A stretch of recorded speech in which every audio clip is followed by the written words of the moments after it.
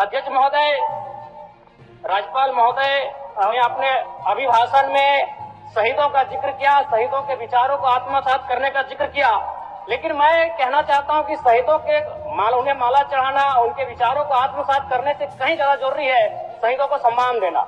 मैं एक झारखंड, चूंकि माननीय मुख्यमंत्री भी झारखंड आंदोलनकारी के सुपुत्र, आज वो मुख्यमंत्री हैं, मैं भी एक झारखंड आंदोलनकारी का बेटा हूं, आज मैं विधायक के रूप में आपके बीच हूं, लेकिन आज असंख्य झारखंड आंदोलनकारी के परिवार है जो छत विच्छत हो चुका है। इसलिए मैं चाहता हूं जिस प्रकार एसटी आरक्षण, ओबीसी आरक्षण और एससी आरक्षण, ईडब्ल्यूएस आरक्षण के साथ झारखंड आंदोलन की लड़ाई लड़ने वाले आंदोलनकारियों के परिवार को, आश्रित को 5% आरक्षण की व्यवस्था की जाए, ये मैं सदन से मांग करता हूं। अध्यक्ष महोदय, सदस्य जयराम जी बोलिए, बोलिए आप बोलिए। धन्यवाद अध्यक्ष महोदय। मैं माननीय राज्यपाल महामहिम के अभिभाषण की सराहना करने के साथ साथ अभिभाषण के विपक्ष में कुछ बातें रखना चाहता हूं। माननीय राज्यपाल के अभिभाषण क्रम संख्या 6 में केंद्र सरकार से 1,36,000 करोड़ वापस लाने की बात कही है और सही भी है, और हर एक राज्य को उसका बाकी पैसा मिलना चाहिए, उनका हक मिलना चाहिए। लेकिन अध्यक्ष महोदय, मैं आपके माध्यम से सरकार से पूछना चाहता हूं कि राज्य के सभी बैंकों ने मिलकर 2019 से 2024 तक 5,55,018 करोड़ रुपए दूसरे राज्यों को भुगतान करने का कार्य किया है। बैंक में जो पैसा डिपॉजिट होता है वो दूसरे स्टेट को जाता है, और अगर अभी देखा जाए तो झारखंड का सीडी रेशियो मात्र 36% है, जबकि आप तुलनात्मक अध्ययन करें तो आंध्र प्रदेश का सीडी रेशियो 110 के आसपास होता है, तमिलनाडु का सीडी रेशियो 115 के आसपास होता है। और सबसे महत्वपूर्ण बात कि बैंकर समिति के अध्यक्ष माननीय मुख्यमंत्री होते हैं, अगर इस पैसे को हम लोग बचा के अपने राज्य में ले आते हैं तो लोन के माध्यम से यहाँ के युवा, यहाँ के महिलाओं को अगर निर्गत कराते हैं तो बहुत बड़ी समस्याओं का निदान होगा। इसलिए मैं चाहता हूँ कि सत्ता का ध्यान इस ओर आकृष्ट हो।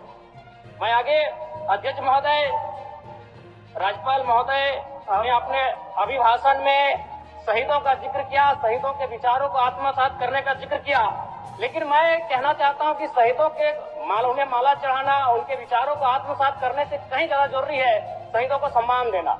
मैं एक झारखंड, चूंकि माननीय मुख्यमंत्री भी झारखंड आंदोलनकारी के सुपुत्र, आज वो मुख्यमंत्री हैं, मैं भी एक झारखंड आंदोलनकारी का बेटा हूं, आज मैं विधायक के रूप में आपके बीच हूं, लेकिन आज असंख्य झारखंड आंदोलनकारी के परिवार है जो छत विच्छत हो चुका है। इसलिए मैं चाहता हूं जिस प्रकार एसटी आरक्षण, ओबीसी आरक्षण और एससी आरक्षण, ईडब्ल्यूएस आरक्षण के साथ झारखंड आंदोलन की लड़ाई लड़ने वाले आंदोलनकारियों के परिवार को, आश्रित को 5% आरक्षण की व्यवस्था की जाए, ये मैं सदन से मांग करता हूं। अध्यक्ष महोदय, थोड़ा सा और समय लूंगा। अब हो गया जयराम, जब सरकार का उत्तर होना है, अब सरकार फिर बाद में फिर सेकंड पारी में मौका मिलेगा। मान्यवर 30 सेकंड, मान्यवर 30 सेकंड।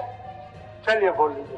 राज्यपाल महोदय के अभिभाषण में इको टूरिज्म डेवलपमेंट कॉर्पोरेशन निर्माण की बात कही है, जो कि सराहनीय है, और मैं चाहता हूं मेरे क्षेत्र में एक पारासात में पुतरीगढ़ी आता है और तेलिया डैम आता है, उनका उस दिशा में भी डेवलपमेंट करने की दिशा में आगे बढ़ा जाए। और सबसे महत्वपूर्ण बात जो झारखंड के नाम में छुपा है, झाड़ और खंड, झाड़ यानी जंगल, खंड यानी जमीन भूभाग, एक बहुत बढ़िया संबोधन अभिभाषण रहा महोदय, जिसमें उन्होंने जीएम लैंड की जो रसीद 2017 में रोकी गई थी उसकी रसीद पुनः काटी जाएगी। लेकिन मैं साथ ही साथ यह भी चाहता हूं, क्योंकि झारखंड में जितने भी उद्योग स्थापित हैं, चाहे वो रांची का एचईसी हो, दिल्ली का हिंडाल्को हो, सरकार का उत्तर माननीय मुख्यमंत्री, यदि 20-25 वर्षों के बाद उन उद्योगों की जमीन खाली पड़ी है, माननीय मुख्यमंत्री को वापस कराई जाए, मैं आपसे ये मांग करता हूँ। धन्यवाद।